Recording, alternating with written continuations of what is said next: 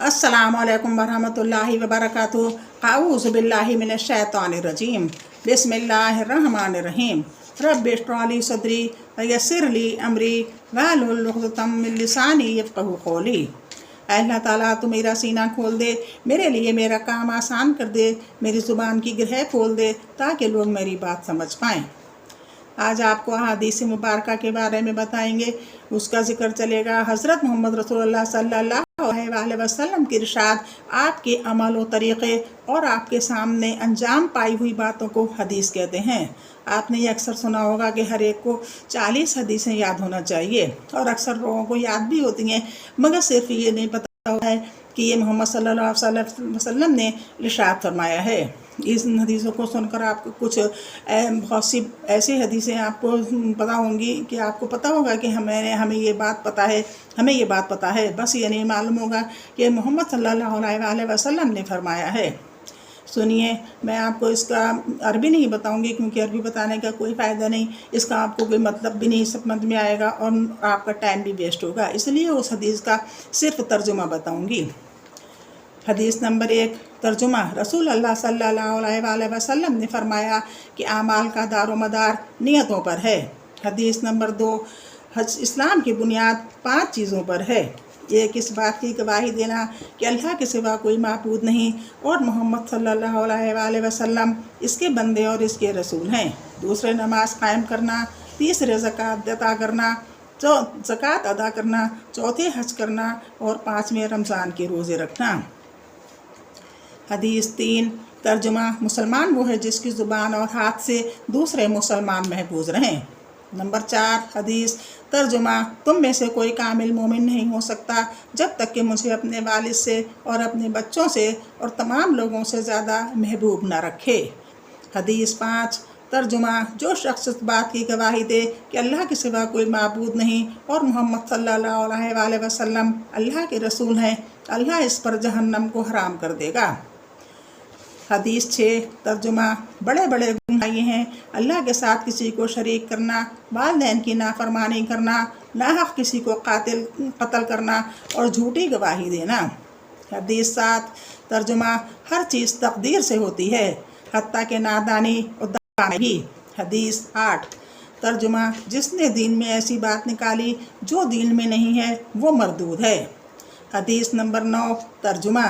जिसने मेरी पैरवी की वो जन्नत में दाखिल हुआ और जिसने मेरी नाफरमानी की इसने मेरा इनकार किया।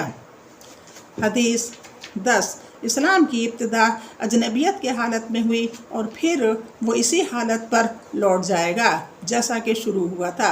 बस खुशखबरी है गुरबा के लिए, यानी इन मुसलमानों के लिए जो ऐसे दौर में इस्लाम पर कायम रहें। हदीस 11, तर्जुमा। तुम में से कोई शख्स इस वक्त तक कामिल मोमिन नहीं हो सकता जब तक कि इसकी ख्वाहिशात मेरी लाई हुई तालीमात के ताबे ना हो जाएं। हदीस 12, तर्जुमा। जो शख्स मुझ पर जानबूझकर झूठ कहे इसको चाहिए कि अपना ठिकाना दोज़ख में बना ले। हदीस 13, तर्जुमा। जिस आदमी के साथ अल्लाह भलाई चाहते हैं इसको दीन की समझ अता फरमा देते हैं, और बस मैं तो इल्म तक़सीम करने वाला हूँ और अल्लाह देते हैं। हदीस 14, तर्जुमा। पाकी सफ़ाई आधा ईमान है। हदीस 15, तर्जुमा। जिसने वज़ू किया और अच्छे तौर पर किया इसके जिस्म से इसके गुनाह निकल जाते हैं, यहाँ तक कि इसके नाखूनों के नीचे से भी निकल जाते हैं। हदीस 16, तर्जुमा। पाकी के बग़ैर नमाज कबूल नहीं की जाती और ना हराम माल से सदका कबूल किया जाता है। हदीस 17, तर्जुमा। जब तुम बैतुल खुला जाओ तो ना क़िबले की तरफ चेहरा करो और ना पीठ करो। हदीस 18, तर्जुमा। आदमी और शिर्क व कुफ्र के दरमियान मिलाने वाली चीज़ नमाज का छोड़ना है, यानी कुफ्र और ईमान वाला आदमी नमाज से ही पहचाना जाता है, अगर नमाज छोड़ दी तो वो काफिरों में शुमार हो जाता है।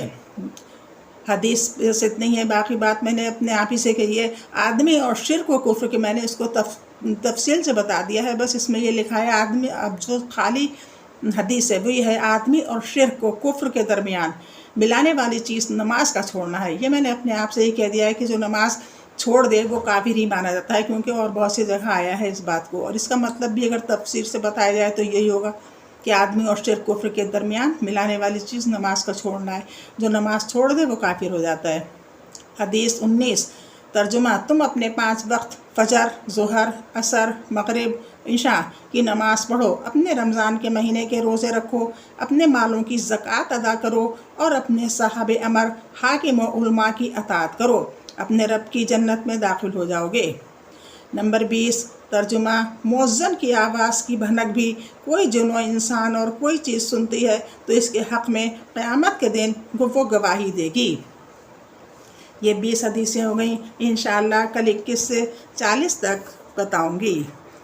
اللہ سے دعا مانگیے کہ اللہ تعالیٰ ہم سب لوگوں کو، ہر مسلمان کو ہدایت پر قائم رکھے اور سرات مستقیم پر چلائے۔ اللہ حافظ۔